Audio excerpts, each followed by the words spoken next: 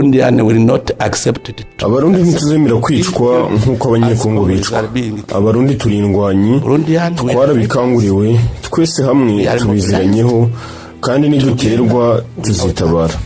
We will respond if they attack us. From what I read and things, nkurikije ibyo nsoma, Burundi burashaka kwerekana ko mu by'ukuri nta kindi kibazo bafite uretse u Rwanda. Ni byiza, ntabwo ngiye kubivugaho cyane. I will not say much to that. Narumvise avuga ngo urumva ngo ingabo ngo z'u Rwanda zirakomeye. Niyo mamutsi nanje ingabo mfise basha. Iyo abari batsigabo mfise bazimenye gute batayaga n'Imana ngo ibereke.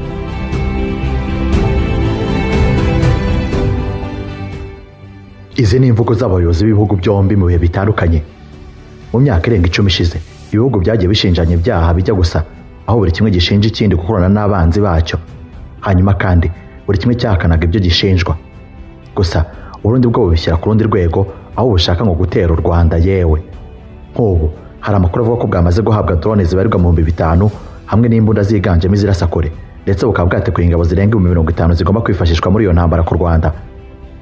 Ni umugambi ushyigikiwe n'Ububiligi, Afrika y'Epfo, Tanzania na Angola hamwe n'imitwe irwanya u Rwanda iyobowe na FDLR y'abajenosideri. Ibi bitero biraturuka he? Ku Rwanda n'u Burundi bahoze ari abavandimwe bondi. Nibyo tugiye kukubwira kuri uyu munsi, naho ngiye wumva Dijado dukoze.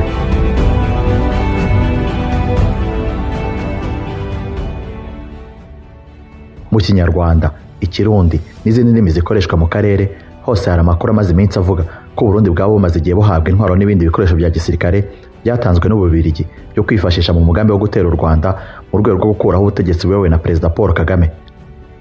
Uyu mugambi unavugwamo kandi ibindi bihugu birimo Repubulika Iharanira Demokarasi ya Kongo, Angola, Afrika y'Epfo, Tanzania hamwe n'umutwe wa jenosideri wa FDLR. Ni inkuru isa nkaho izwi na bose, ku buryo ibinyamakuru bya Bwiza byageze kure bikanika ko byaganiriye n'abantu bazi babifiteho amakuru yizewe, avuga ko ari n'abaperezida babiri bahamagaye mugenzi wabo uyobora Burundi bakamubuza kwatsa umuriro atazashobora kuzimya. Bavuze ko Perezida Yoweri Kaguta Museveni wa Uganda hamwe na William Samuel Ruto wa Kenya baheruka guhamagara Ndayishimiye Evariste bakamusaba kwitondera uyu mugambi afite. Bivuga ko Perezida Museveni yabureye Ndayishimiye ko bari kumukoresha ngo azatera u Rwanda bamushuka, ndetse ko bizarangira yicujije. Ngo yamuburiye kandi ko niba ashaka ko ubutegetsi bwe burangira yatera u Rwanda. Ruto nawe bivuga ko yahamagaye Ndayishimiye imbere y'uruzinduko aheruka kugirira Wagadugudu muri Burkina Faso, ngo yaramweruriye amubwira ko atazi u Rwanda, ndetse ko mu minsi 3 gusa aramutse aruteye intambara yaba irimo kubera Bujumbura warimo guhongera muri Tanzania. Yanabwiye ko nibaza ukuntu abarwanya M23 bakomeye, ingabo z'u Rwanda zo zikomeye nk'inshuro 100 kuri bo. Perezida Museveni ngo we yihanangije mugenzi we w'u Burundi amumenyesha ko akarere kadakeneye izindi ntambara. Mwibara nkuru rihari, Perezida Evariste Ndayishimiye arateganya gutera u Rwanda mu gihe ashize igihe kirekire umubano hagati ya Gitega na Kigali utameze neza. Ibibazo bya politike byadutse mu Burundi kubera manda ya gatatu ya Perezida Pierre Nkurunziza byagize ingaruka mbi ku mubano mwiza w'urusanzwe hagati y'ibihugu byombi. Hakurya y'amazi magari Buruseli, Minisitiri w'Intebe wungirije w'Ububiligi akanaba na Minisitiri w'Ububanyi n'Amahanga wa kino gihugu Maxime Prévost yigaramye amakuru avuga ko igihugu cye kimaze igihe giha Burundi intwaro zo kwifashisha mu mugambi wo gutera u Rwanda. Yabinyujije ku rubuga rwa X ubwo yasubizaga umwe mu barukoresha bari bamubajije avuga ko ibyo ari ibinyoma. Yakomeje avuga ko atari ubwa mbere bivuga ko Ububiligi buri kohereza intwaro mu Burundi kandi ko bibabaje kubera ko ubwoko bw'amakuru y'ibinyoma atari ubwa mbere bugaragaye. Yavuze ko akenshi biba ari inyungu z'abashaka kwenyegeza umwuka mubi haba hagati y'Ububiligi n'u Rwanda cyangwa se no mu karere muri rusange, ndetse no kubangamira imbaraga ziri gushyirwa mu biganiro no gushaka amahoro. Prévost yavuze ko Ububiligi buhagaze ku kuba nta gisubizo cya gisirikare cyazakemura ikibazo cyo mu burasirazuba bwa Repubulika Iharanira Demokarasi ya Kongo, ashimangira ko inzira yonyine yashoboka kandi irambye ari ya politike ishingiye ku biganiro no kugera ku mahoro arambye kandi kuri bose. Muri uyu mugambi w'Ububiligi n'u Burundi wo gutera u Rwanda harimo n'abandi banzi b'u Rwanda nka FDLR. Biravuga ko Ambasaderi w'u Burundi Bruxelles Terence Ntahiraja amaze igihe ahuriza bamwe abarwanya ubutegetsi bw'u Rwanda baba mu Bubiligi kugira ngo nabo bazifashishwe muri uriya mugambi. Iyi ntabwo ari inkuru nshya. Ku itariki ya mbere y'ukwezi kwa 10 2014 igihe cyari cyanditse inkuru kigira kiti FDLR yabishaka gutera u Rwanda inyuze Burundi. Muri icyo gihe FDLR yanze gushyira intwaro hasi mu rwego rwo gutegura ibitero ku Rwanda nk'uko byangenze muri Nzeri 2013 ndetse no muri Mata na Gicurasi 2014 ubwo imigambi y'ibitero byayo yaburizwagamo. Amakuru igihe cyakeshaga ikinyamakuru cyo mu Butaliyani Lindro nuko General Gaston Iyamuremye wa FDLR yari ari kwerekeza i Roma mu nama avuga ko igitutu cyashyizwe kuri FDLR cyo gushyira intwaro hasi cyatumye abarwanyi bayo batangira kwinjira bwishwa mu gihugu cy'u Burundi, aho bari barimo bashakisha inzira yo kunyuramo batera u Rwanda nyuma yo kubona ko umupaka w'u Rwanda na Kongo urinzwe bikomeye n'ingabo z'u Rwanda. Iyo nkuru yanditswe bimaze gukekwa ko FDLR iri muri icyo gihugu kubera ko umwe mu bayobozi b'u Burundi yaraherutse gutangaza ko bishoboka ko haba hari ikibazo mu gice cyegera umupaka w'ibihugu byombi, kugeza n'aho abarobyi bo muri Rweru bari barahagaritswe kuroba mu masaha y'ijoro nyuma y'uko hari haherutse gutahurwa imirambo yateje urujijo. Nyuma yaho ni kenshi abitwaje intwaro bo mu mitwe irimo FLN baturutse mu ishyamba rya Kibira bakagaba ibitero mu bice by'u Rwanda byo mu majyepfo y'uburengerazuba bakica abaturage. Ibyo bitero birimo iby'abarwanyi ba FLN bagabye mu mirenge ya Nyabimata na Kitabi mu turere twa Nyaruguru na Nyamagabe muri 2018 na 2019 kandi baturutse mu Burundi. Muri Gicurasi 2021 bagabye ikindi mu murenge wa Bweyeye mu karere ka Rusizi basubizwa inyuma, hanyuma igisirikare cy'u Rwanda kitangaza ko abarwanyi ba FLN bateye muri Bweyeye baturutse mu gace ka Giturashyamba komine Mabayi mu Burundi, ubwo basubizwaga inyuma bambuka umugezi wa Ruhwa basubira muri Kibira. Abarwanyi ba FLN bari bafite ibikoresho bifite ibirango by'ingabo z'u Burundi, bashimangiraga ko impande zombi zakoranaga icyo gihe mu mugambi wo guhungabanya umutekano w'u Rwanda. Muri Gicurasi 2022 FLN nabwo yari iturutse mu Burundi yagabye igitero kuri bisi yari itwaye abagenzi yanyuraga muri parike ya Nyungwe, yica abaturage babiri. Abarwanyi bakomeje gukorera muri Kibira mu bwisanzure. Kuva mu myaka ishize kugeza na n'ubu muri Kivu y'Amajyepfo hoherejwe abarwanyi b'ihuriro P5 ryashinzwe na Kayumba Nyamwasa urwanya ubutegetsi bw'u Rwanda. Umutwe wa Twirwaneho ukorera muri ako gace usobanura ko P5 yasubiye muri Kivu y'Amajyepfo ibifashijwemo na leta y'u Burundi, ubu ikaba ifite umugambi wo guhungabanya umutekano w'u Rwanda no kwica abanyamurenge nk'uko abo bafatanya babigenza.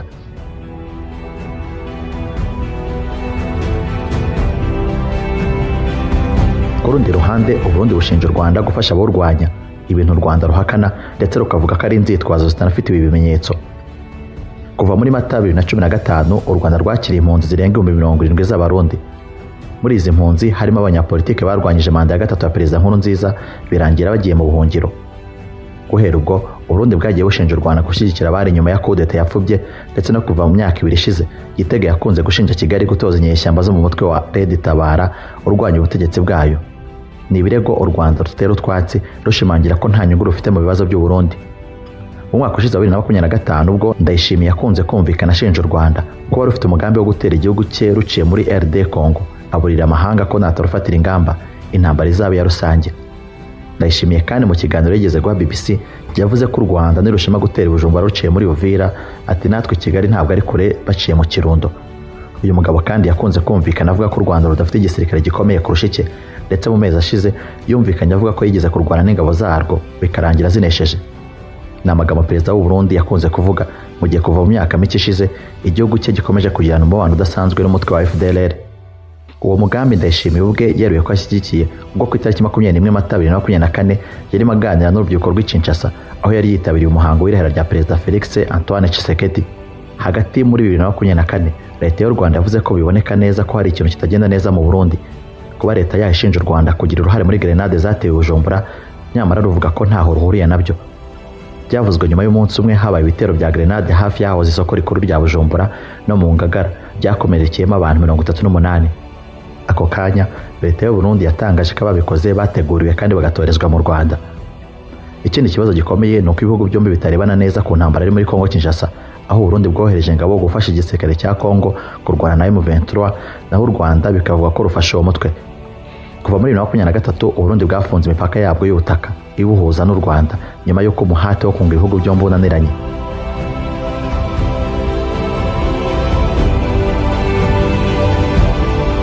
Ibi ni ibihugu by'abavandimwe mu ngingo hafi ya zose, ni ibihugu bisangiye umuco, bifite amoko amwe, ururimi rumwe hamwe n'ibindi.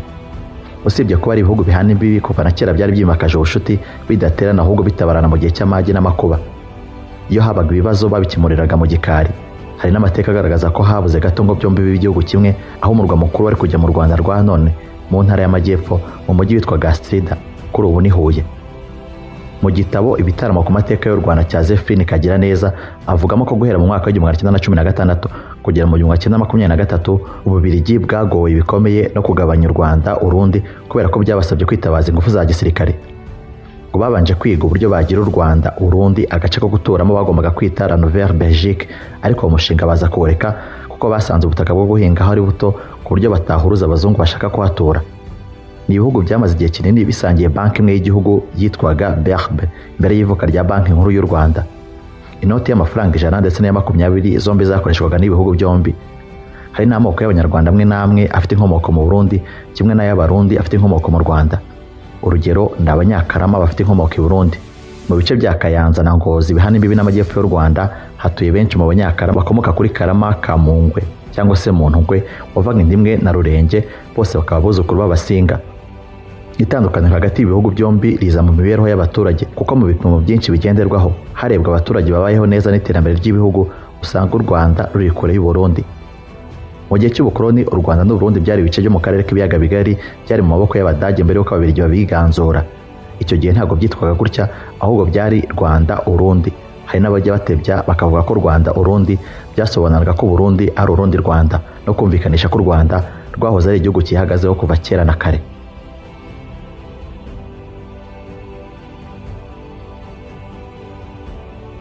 Icyakora hari intambara zabaga hagati y'ibihugu byombi zagiye zikomoka ku kuba buri gihugu cyarashakaga kwereka ikindi ko kikirusha amaboko.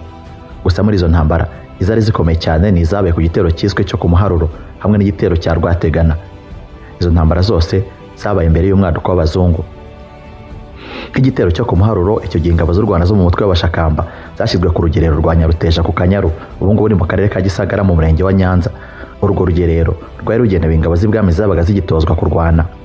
Naho ku ruhande rw'Abarundi ahitwa Kamigara, umwami Ntare yari yarashinze urugerero rwari rugizwe n'ingabo zamurindaga zitwaga Inzobe. Amateka avuga ko bagiye bakozanyaho kenshi ariko ntihagire abatsimbura abandi ku buryo Akanyaru ariko kakomeje kuba urugabano hagati y'ibihugu byombi. Icyakora ntabwo ariko byagenze ku rugerero rwari rugizwe n'ingabo zitwaga Inyaruguru zari ziyobowe na Nyarwaya wa Nyamutezi mwene Mbariyingabo na Nyiramuhanda. Umunsi umwe abarwanyi b'Abarundi binjiye mu Rwanda bagera ku musozi wa Cyoko, maze umwe akubita inkoni hasi by'imitsindo anihishwa n'amaganya asa naho ari u Rwanda runiha. Ati Rwanda uzagezahe kuba uri kurengera. Senyamudigi wari umutware w'Inyaruguru mbere y'uko Nyarwaya Nyamutezi aziyobora ntabwo yabimenye, ariko umuntu umwe arabimenya abibwira umwami. Babibaje Senyamudigi basanga atabizi niko guhita bamunyaga, maze Nyaruguru ziyoborwa na Nyarwaya Nyamutezi wahise ahindura ibintu maze umwanzi ntiyongera kuvogera igihugu. Ndetse nyuma mu ntambara abanyarwanda barwanye n'Abarundi bayobowe na Nyarwaya baje kwambura Burundi intara ya Buyenzi. Mu mibanire y'u Rwanda n'u Burundi hariho umugenzo wari wemerewe gukorwa n'u Burundi ku Rwanda. Nta kindi gihugu cyari cyemerewe kuwukora ku Rwanda. Uwo mugenzo wabaga mu rwimo rw'umwami w'u Rwanda mushya. Uwo muhango wari mu bwiru bw'u Burundi ukabategeka ko iyo himye umwami mushya mu Rwanda Abarundi bagombaga kwambuka umupaka bakinjira mu Rwanda bagatwika amazu yegereye aho, bakabyita ko ari ugucanira umwami w'u Rwanda, maze u Rwanda rukabyihorera kuko bari barabyumvikanyeho. Igihe kimwe ariko Ubugesera bwigeze kwigana Burundi bukora uwo muhango bibuviramo gusenyuka burundu. Mu rwimo rwa Mutara Rwogera ari wese wa Rwabugiri ntabwo cyo cyari igitero cy'umuhango gusa, ahubwo Abarundi bari bagabye igitero karabutaka bagatwika umurwa mukuru wari ku mukingo wa Mwanabiri, bityo Burundi bukaba bucishije bugufi u Rwanda. Hagati aho ariko umutasi w'umunyarwanda witwaga Ruhiso abwira ibwami ko ari igitero Burundi bwateguraga ku Rwanda, ariko agira ingorane zo kubibumvisha kubera ko yari amaze igihe kinini avuga ibyo guterwa ku Rwanda ariko bikarangira bitabaye, nuko batekereza ko ari ukubabeshya nk'ibisanzwe. Ruhisa abonye amagambo avuze batayaha agaciro yahise arira. Umugabekazi Nyiramavugo wa kabiri Nyiramongi wayoboraga icyo gihe bitewe n'uko Rwogera yarakiri muto, abonye Ruhisa arize ati ibintu bigomba kuba byakomeye. Mu gihe abanyarwanda bari bakiri mu cyunamo cy'amezi 4 bategereje kwimika umwami mushya, Abarundi bo bari bamaze ayo mezi ingabo zabo ziri gushyira imifunzo mu Kanyaru kugira ngo zizabone uko zizayambukiraho zitera u Rwanda. Bagombaga gutera ku munsi ukurikira w'ukwezi kwahindutse Inzora, maze ingabo zikabambutsa ziturutse ku burebure bwose bw'umupaka w'u Rwanda n'u Burundi kuva mu Bugesera kugeza mu Bugarama. Icyo gitero kiganaga kigeze kugabwa na Ntare wa gatatu Kivimira, nawe wigeze kugaba igitero ku Rwanda kimeze nk'icyo ku ngoma ya Yuhi wa gatatu Mazimaka, kikagera no ku Kibuye kikanyaga inka, ariko kubera ko icyo gihe Ntare Kivimira nawe yari ku mpembe cyangwa se ku rugamba yaje gupfa agwa ikame muri Nyaruguru, nuko igitero cy'Abarundi cyo ku ngoma ya Ntare wa kane Rugamba cyagenze. Tugarutse kuri icyo ngicyo kindi nk'uko Ruhiso yakabivuze, abarundi barambutse buhoro kugira ngo ingabo z'u Rwanda zirinze inkiko zitabimenya, ku buryo ingabo z'u Rwanda zamenya ko iz'u Burundi zambutse mu gitondo nuko ziza zibakurikiye. Ingabo z'u Burundi zambutse zerekeza ku mukingo wa Mwanabiri hafi yo mu Ruhango gutwika umurwa mukuru, zihura n'ingabo z'u Rwanda zavaga ibwami, bahurira n'iz'u Burundi zari imbere ahitwa Gikoro hafi ya Buhimba ni muri Butare, maze ingabo z'u Rwanda zirabatatanya. Abarundi bagize ngo basubire inyuma bahura n'iz'u Rwanda zari zirinze inkiko, zazamutse zibakurikiye kuko zari zamaze kumenya ko zambutse rwihishwa, bityo abarundi baba baragoswe burundu ku buryo nta n'umwe warokotse ngo asubire i Burundi. Iyo ntsinzi yaje guhorera cya gitero cyo ku Muharuro ingabo z'u Rwanda zagiriyemo icyorezo ku ngoma ya Gahindiro, bituma abasizi benshi bo mu Rwanda bashimagiza Rwogera n'ingabo ze, mu gihe mu Burundi bari mu gihirahiro cy'abantu babo bateye ntihagire n'umwe urokoka. Amateka n'izindi ntambara nyinshi z'u Rwanda n'u Burundi zabaga uyu munsi n'ejo zikongera, bityo gusa nta kinini ibihugu byombi byabaga bipfa usibye guhigana ubutwari, buri kimwe gishaka kunyaga nk'ubutaka gituranye cyacyo. Abami ubwabo bari basobanukiye akamaro k'amahoro arambye hagati y'ibihugu byabo. Niyo mpamvu Mutara wa mbere Semugeshi wimye ingoma hagati y'umwaka w'1543 n'1576 yaje kwemeranya na Mutaga wa kabiri Nyamubi amasezerano bitaga imimaro y'u Rwanda n'u Burundi yo kutazashotorana.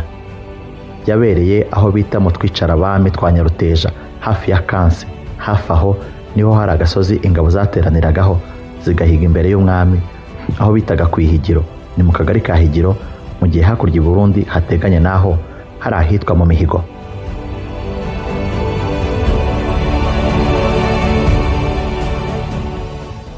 Ngayo nguko abarundi kuva hambere igihe cyose bagejeje gutera u Rwanda barabyicujije. Ese igitero cyo kizaba cyangwa bizarangira mu magambo ya Ndayishimiye nk'ibisanzwe? Komeza ugire impera z'icyumweru cyiza, unabana natwe mu biganiro byacu biri imbere. Jye ari Jado Dukuze.